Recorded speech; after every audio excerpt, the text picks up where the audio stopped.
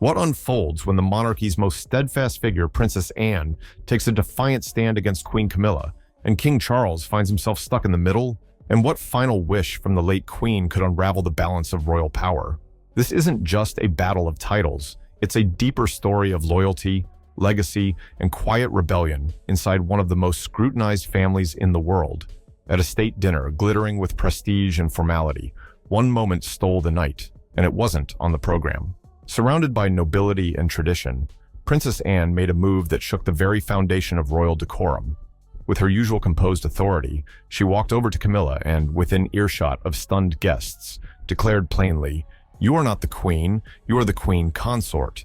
A stillness fell over the room. Forks paused mid-air, conversations died out, and Camilla stood motionless, caught in the center of a rare royal confrontation. Witnesses say Princess Anne had grown increasingly uncomfortable with Camilla's use of the title Queen, especially after the passing of Queen Elizabeth II.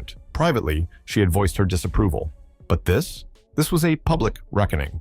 One insider described it as Anne reminding the monarchy that the crown is not just a title, it's a trust. Anne's statement echoed the late Queen Elizabeth's wishes, which reportedly stipulated Camilla would be recognized as a Queen Consort only. To Anne, the subtle title change after the Queen's death was more than a breach of protocol. It was a betrayal. Camilla managed to keep her poise, but those close to her admitted she was deeply shaken. That single sentence from Anne had cut through every layer of royal ceremony and struck at the heart of legitimacy. This wasn't a moment Anne sought for spectacle. It was about reinforcing boundaries. To her, the monarchy wasn't about modern convenience. It was about legacy, service, and respect. And if Anne had to be the one to draw the line in public, so be it. She wasn't defending her own pride, she was defending the institution. The tension between Princess Anne and Camilla isn't new. It's decades old, and it's personal. Before Camilla was known to the world as Charles's partner, she was married to Andrew Parker Bowles. But here's the twist. Before that, Andrew and Princess Anne were romantically involved.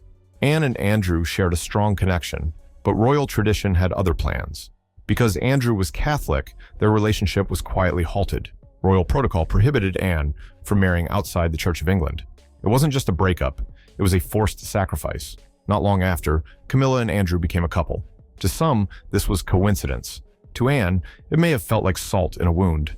Years later, Camilla's marriage to Charles reopened that old scar. Anne had to watch as the same woman who took the man she loved also took center stage beside her brother and eventually became Queen Consort. At Charles and Camilla's 2005 wedding, Anne was stoic and distant. Observers noted her cool demeanor and stiff posture. She didn't pretend to approve. She didn't fake a smile. Her silence spoke volumes. The bitterness never quite faded. Anne's ongoing friendship with Andrew Parker Bowles only fueled speculation. He became the godfather of her daughter, Zara. Was it respect, nostalgia, or a quiet protest against Camilla's presence in the family? The dynamic between Anne and Camilla has become symbolic of a deeper division within the monarchy, those born into duty versus those who marry into influence. And Anne has always stood firmly on one side of that line. Royal tradition is heavy with symbolism, and one of its most iconic gestures is the curtsy. For centuries, this act has marked respect within the hierarchy of the crown.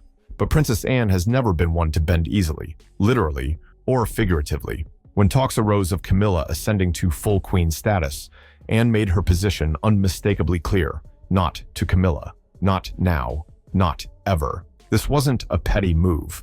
It was rooted in precedent. A little-known rule, the precedence of the royal family to be observed at court, placed blood-born royals like Anne above women who marry into the family. In Anne's view, her birthright and service outranked Camilla's ceremonial title. Palace aides confirmed that Anne didn't want to set a new precedent by validating something she viewed as a misrepresentation of her mother's legacy.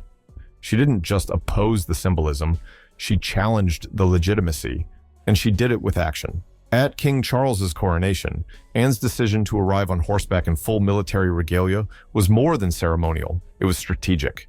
She led the royal procession, eyes forward, unyielding. Camilla watched from behind, her position technically secure, but spiritually contested. The message from Anne was unmistakable. Rank isn't everything. Service matters. Legacy matters. And she was there to defend both. It was the ultimate statement without a word. Anne didn't need headlines. Her uniform, her rank, and her refusal to bend said everything. Camilla's journey from public enemy to royal consort has been anything but smooth. Despite decades of charity work and quiet service, she remains a divisive figure. To some, she represents endurance and transformation. To others, she is forever cast in the shadow of Diana. Early in her public life, Camilla faced scathing headlines and relentless media backlash. Her association with Charles during his marriage to Princess Diana made her one of the most disliked women in Britain. No amount of philanthropic effort seemed to erase the stigma. Over the years, she championed causes like osteoporosis awareness, women's safety, and literacy programs. She earned accolades, visited shelters, and showed real commitment. Yet for many, the emotional weight of Diana's legacy was too much to overlook.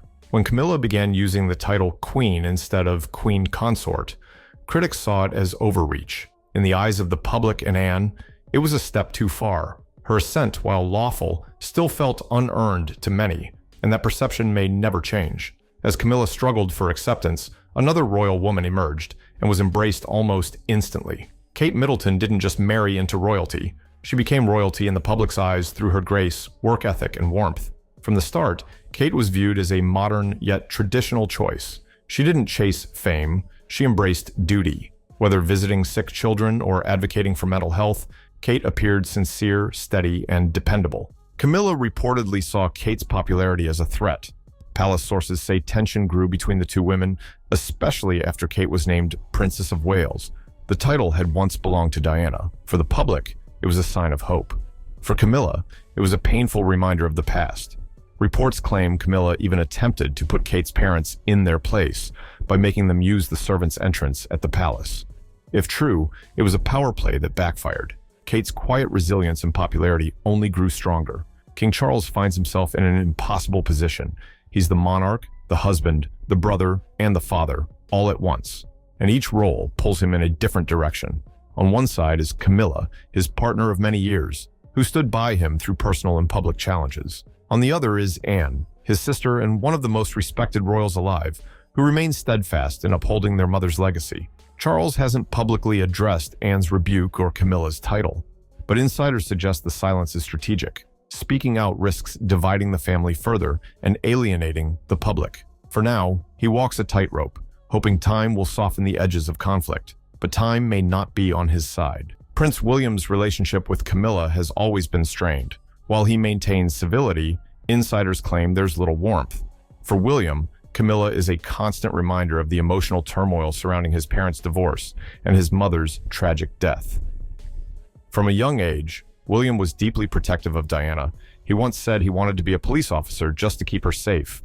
Watching her suffer publicly left scars that never healed. Camilla, fairly or not, became part of that narrative. Reports suggest that Camilla was nervous to meet William for the first time, and though their interactions remain polite, William has made it clear Camilla will never replace his mother. That emotional distance has only widened as Camilla's status has risen. Should William ascend the throne, many speculate he may quietly adjust Camilla's role, reducing her public duties or altering her title. It would be a powerful gesture, not of revenge, but of restoration. Kate Middleton's path to future queen wasn't paved with shortcuts. From the moment she got engaged, she underwent intense preparation. Trained by top royal advisors, Kate studied protocol, diplomacy, and media management. She didn't just survive the royal spotlight, she mastered it. Kate's charitable efforts, particularly in mental health and childhood development, have become the cornerstone of her public identity. She visits shelters, hosts forums, and speaks with conviction. Her presence feels genuine. Where Camilla faced skepticism, Kate found support. She didn't demand reverence, she earned it.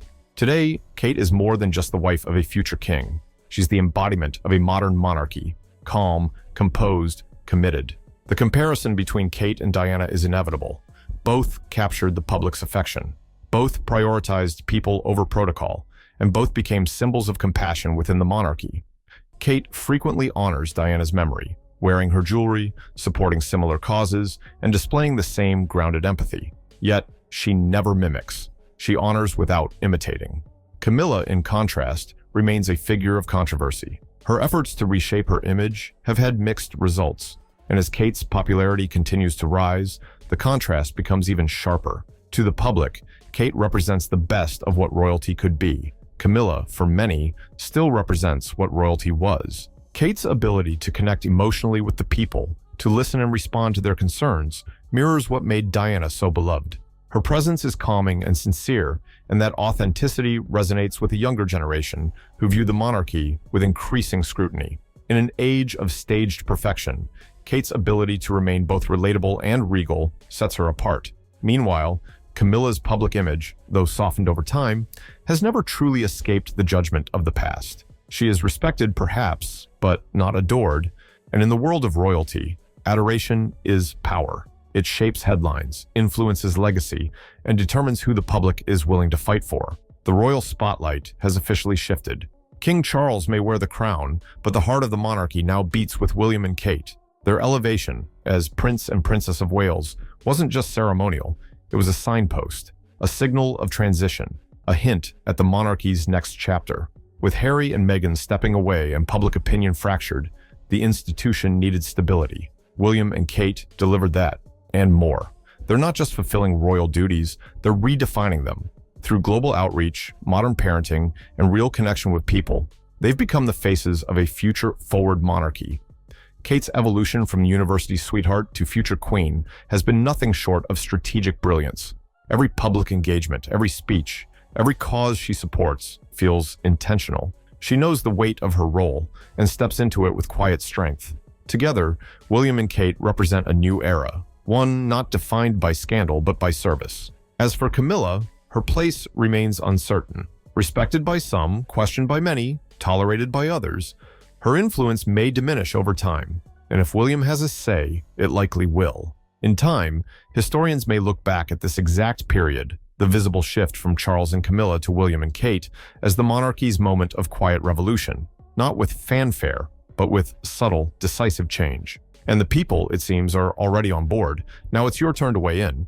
Was Anne defending royal tradition or creating unnecessary division?